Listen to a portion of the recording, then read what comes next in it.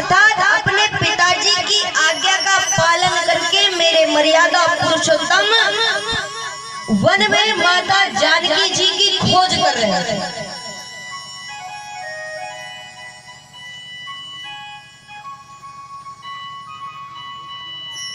ऊपर से ही भोले बाबा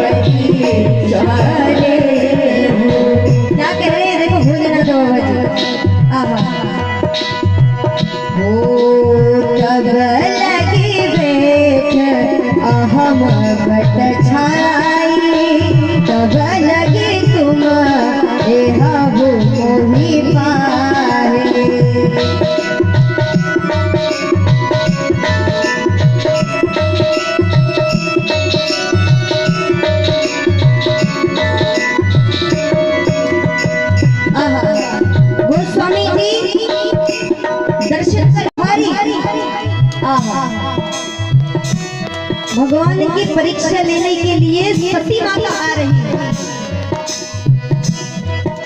तो विचार कर रहे हैं ऊपर से ही कि कैसे परीक्षा ली जाए। अब वो तो विधाता है, वो तो नारायण है, भगवान है। फिर भी देखो संदेह आ गया महाराज भगवान के प्रति। सोच रही है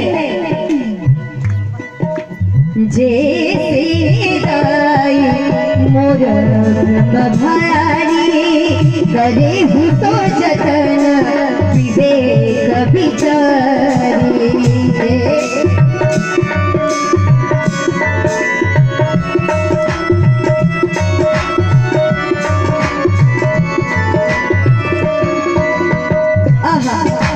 जैसे मेरे मन का मैल निकल जाए, अर्थात जो मैंने भगवान के प्रति जो संदेह किया है वो संदेह मिट जाए, ऐसा मैं क्या करूं। आज प्रभु से आज्ञा ली है भोलेनाथ बाबा जी से, और माँ पार्वती जी विचार कर रही है कि अब क्या किया जाए। थोड़ी दूर आई है माँ पार्वती जी, इधर मेरे भोले बाबा जी मन में क्या विचार कर रहे हैं।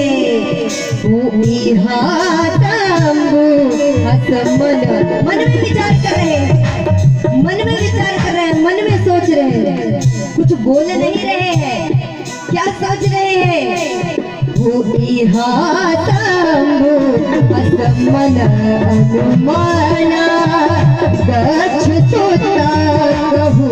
नहीं कल्याणा। मीठी मीठी तालियां बजाइए।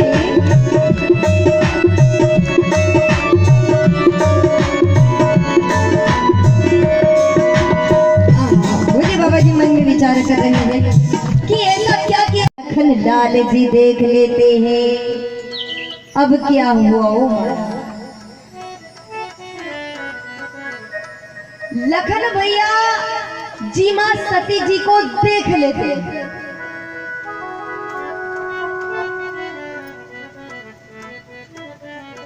और जैसे ही देखते हैं तो लखन भैया दूर से ही प्रणाम कर लेते हैं। क्यों, क्या कहते हैं प्रणाम करके? बोले सती मैया आपको मेरा नमस्कार स्वीकार कीजिए। आहा हा हा हा। देख दूर से ही भैया लखनलाल जी माँ सती को प्रणाम करते हैं कि माँ सती जी आप मेरा प्रणाम स्वीकार लीजिए। आहा, अब सती मैया जी क्या सोची मन में।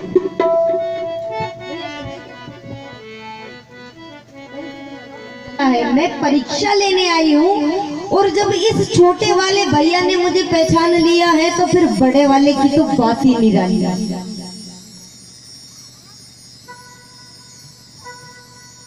माँ सती जी मन में विचार करें, लेकिन अब गई तो है परीक्षा लेने के लिए, जानकी जी का वेश बनाकर जाना तो पड़ेगा। थोड़ा और पास में गई है तो मेरे भगवान मर्यादा पुरुषोत्तम जी ने माँ सती जी को देखा है और पिता समेत अपना परिचय दिया है। क्या कहा है कि माँ मैं राजाधिराज श्री दशरथ जी महाराज का ज्येष्ठ पुत्र राम हूँ और ये मेरा छोटा भाई लखन है। और माँ आप इस घने वन में कहाँ अकेले घूम रहे हो? बाबा कहाँ है? भोलेनाथ बाबा कहाँ है? माँ आपको ऐसे वन में अकेले नहीं घूमना चाहिए। अरे आप जानती नहीं हो जानकी को भी कोई राक्षस हरण करके लेकर चला गया है। माँ ये मेरे भगवान के वचन है, ये मेरे मर्यादा पुरुषोत्तम के वचन है। क्या कहते हैं? माँ आपको ऐसे अकेले नहीं घूमना चाहिए। अब तो महाराज सती जी समझ गई कि जिस पर मैंने संदेह किया वो कोई साधारण मनुष्य नहीं, कोई साधारण मनुष्य नहीं है, वो साक्षात भगवान है, वो साक्षात विष्णु है, वो साक्षात नारायण है। समझ गए? आज जैसे ही मेरे मर्यादा पुरुषोत्तम ने अपना परिचय दिया मेरे भाई बहनों, मां सती जी ने कुछ नहीं कहा भगवान। ओम नमः शिवाय। मीठी मीठी तालियों के साथ सभी भाई बहन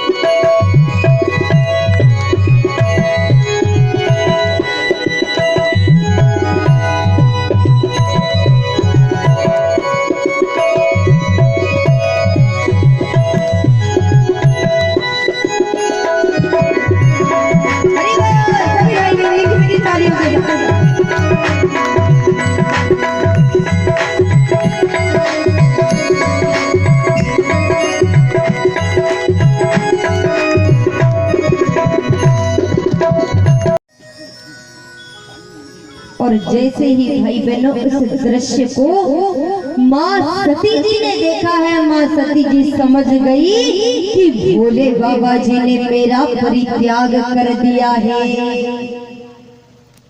बहुत ग्लानि हुई माया।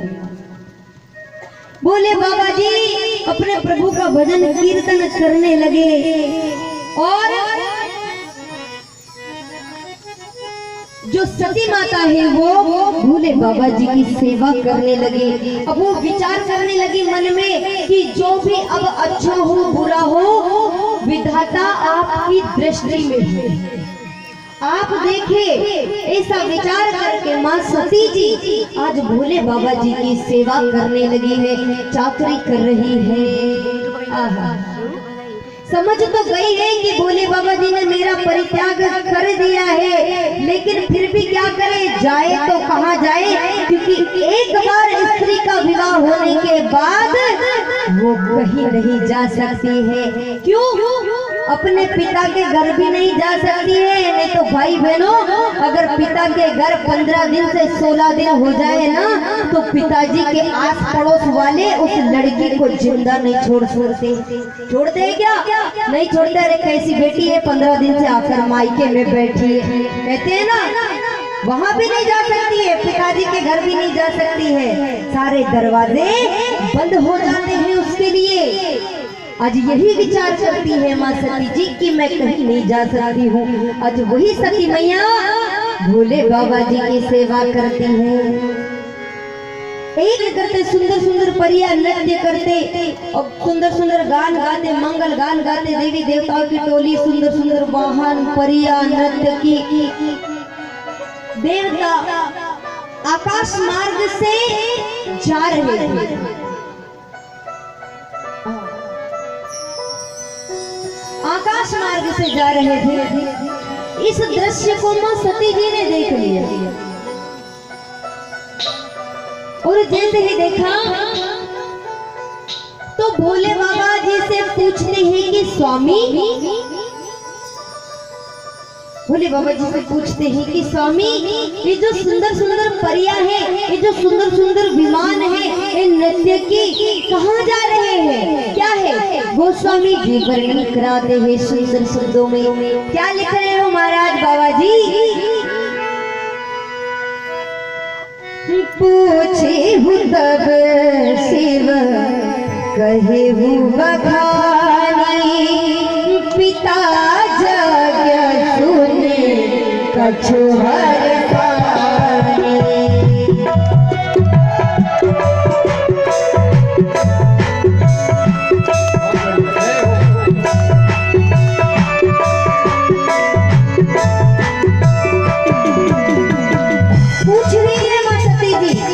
प्रभु विधाता ये जो सुंदर सुंदर परियां कहाँ जा रही है?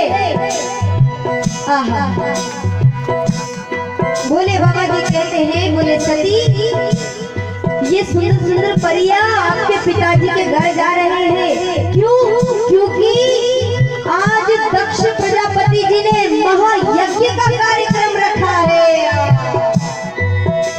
जैसे ही कहा यज्ञ का कार्यक्रम रखा है तो मां सती जी क्या कहती है, सुनो।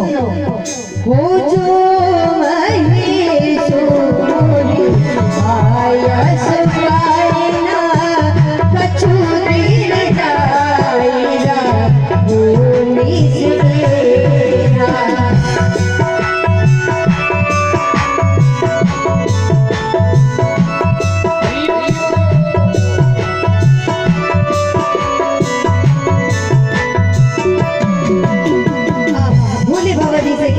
बोले प्रभु अगर अगर आपकी आज्ञा हो तो मैं अपने पिताजी के घर जाऊं।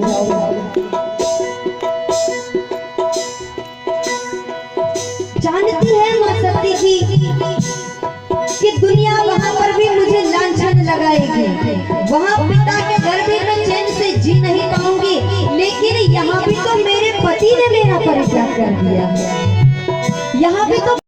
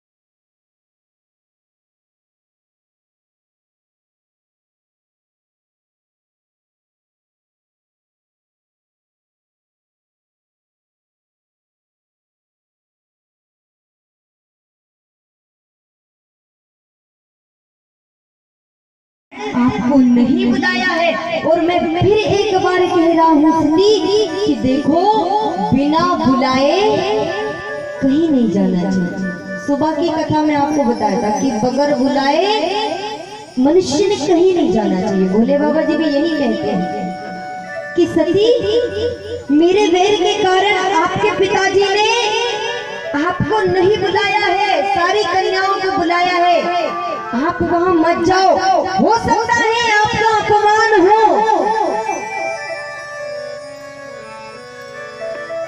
हो सकता है आपका अपमान हो।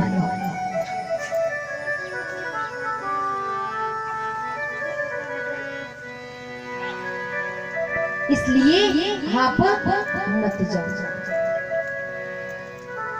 जैसे कहा, लेकिन भाई बहनों यहाँ तो सती माता जानती थी कि मेरे पति ने भी मेरा परित्याग कर दिया है।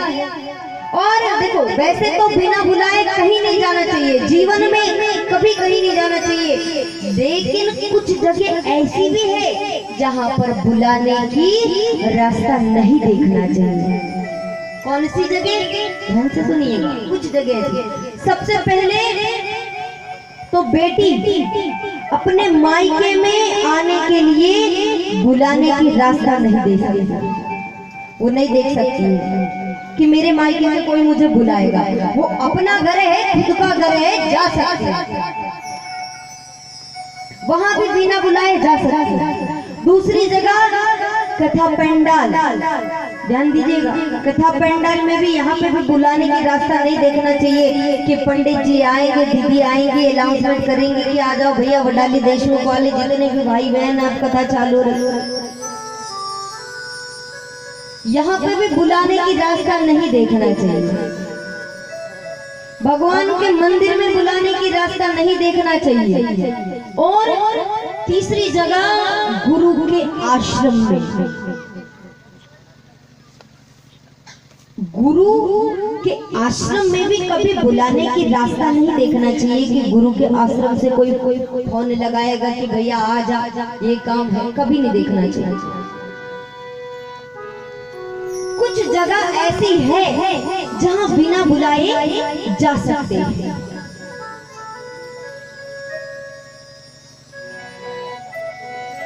तो अपने गणों को शिव जी ने बुलाया है और बुला करके माँ सती जी को दक्ष प्रजापति जी के घर पर भेजा है। आज जैसे ही भेजा है भाई बहनों, तो सती मैया से अभद्र व्यवहार किया गया। भोले बाबा जी ने कहा ही था पहले कि बिना बुलाए नहीं जाना चाहिए, आपको नहीं जाना चाहिए, हो सके तो आपका अपमान होगा। आज वही माता सती जी के साथ हो रहा है।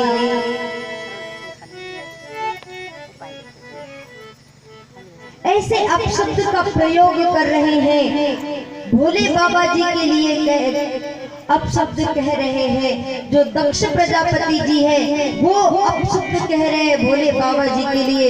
इन शब्दों को माँ सती जी सहन नहीं कर पाई और जानती थी कि पति ने भी परित्याग कर दिया है, पति के घर भी नहीं जा सकती हूँ, पिता ने भी आज ऐसे कटु वचन कह दिए हैं, पिता के घर भी नहीं रह सकती हूँ। आज माता सती जी को इतना क्रोध आया है। सारी सभा जितनी बैठी हुई थी, सारी सभा से माँ सती जी क्या कहती है? गोस्वामी तुलसीदास महाराज जी लिख रहे हैं, क्या कह रही है?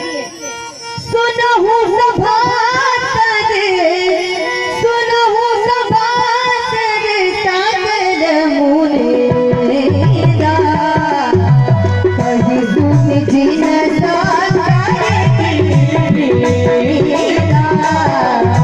कभी सुन जिन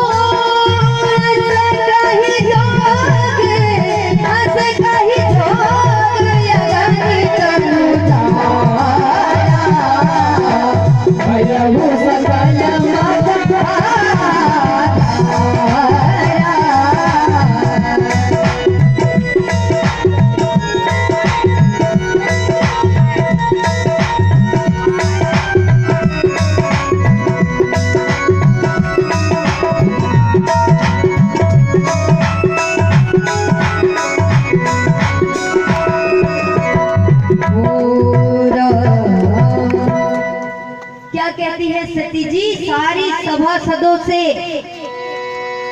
सुना हूँ सभासद सकल मुनिंदा,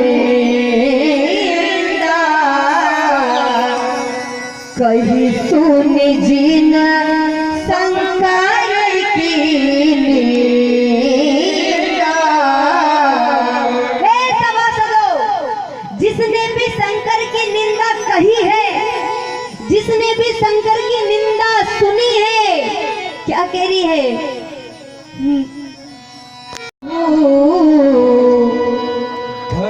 भली भांति पछताव पिता, सो फल तुरंत लहब सब काहू भली भांति।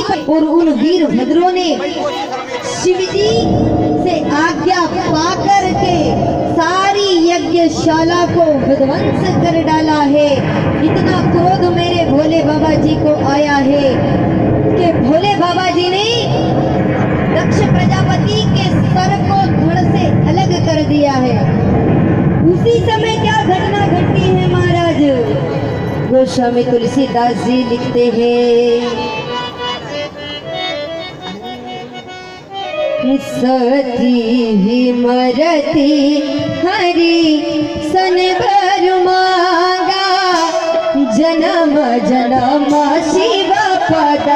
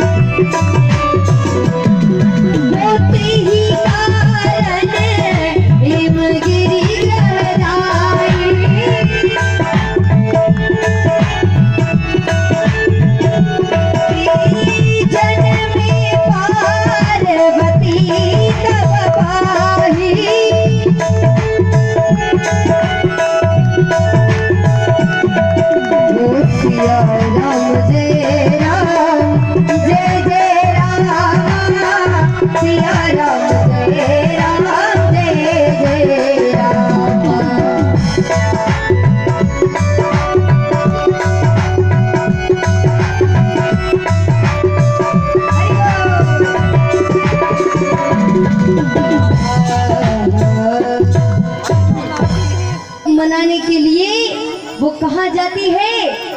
जब तब साधना करने के लिए वन में जाती है। कैसे मनाती है भोले बाबा जी को कि भोले बाबा जी विवाह कर ले।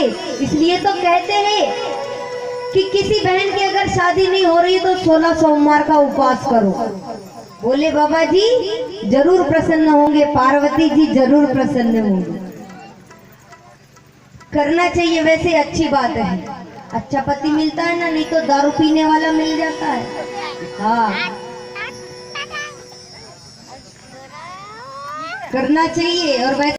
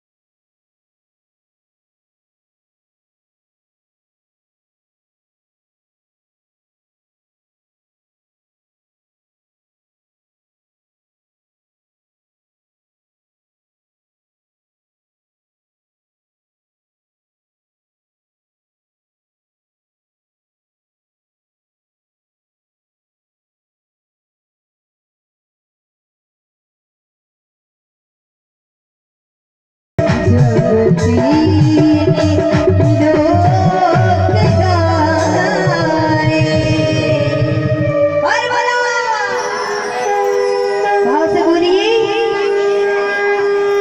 मेरे भाई बहनों, ऐसे माँ पार्वती जी ने भोले बाबा जी को मना लिया विवाह के लिए। सप्त ऋषियों को भोले बाबा जी ने भेजा है कि आप हिमवान के घर जाइए खबर लेकर। हिमवान जी तैयार हो गए हैं।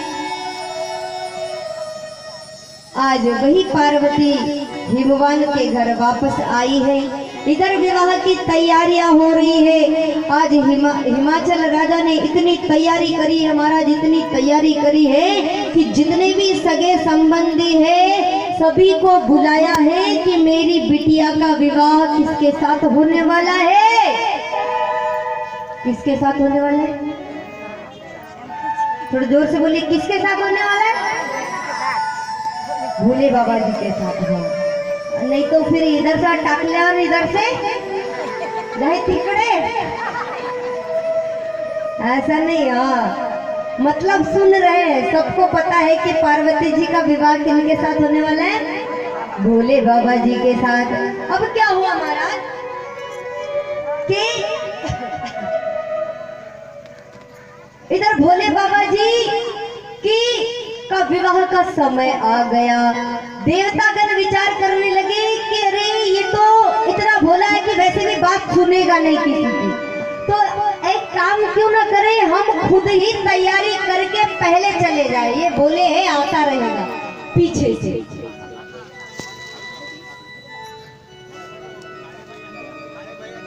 मेरे अकेले भोले बाबा जी और नंदी और भृंगी, ध्यान से सुनिएगा, नंदी और भृंगी दो बच गए। अब महाराज भोले बाबा जी अकेले ठहरे। भोले बाबा जी जा ही रहे थे रास्ते से विवाह लगाने के लिए, तो क्या दृश्य देखते हैं कि एक कोने में दुनिया के भूत प्रेत डाकिन पिशाचिनी सब रो रहे थे। क्यों रो रहे थे? वो इसलिए रो रहे थे कि हमें भी कोई अपने विवाह में बुला ले, हमें भी कोई अपने विवाह में बुला ले। भोले बाबा की नजर पड़ गई, अरे मेरा विवाह और कोई रोए, ऐसा हो नहीं सकता। बोले बोलिए आपकी मनोकामना क्या है? बोले विवाह में चलना चाहते हैं। बोले ठीक है चलो। आप भूत कह रहे भगवान से, बोले भोले बाबा जी आपका विवाह है क्या? बोले हाँ। ये ऐसा दूल्हा रहता है? अरे आज का दूल्हा तो 1 महीने पहले से फेशियल कर लेता है? और पहले के जमाने के दूल्हे तो बिल्कुल सपाचट होकर जाते थे, आज के दूल्हे तो ऐसे दिखते कि बिल्कुल पूरे भोले बाबा। बड़ी बढ़िया फैसला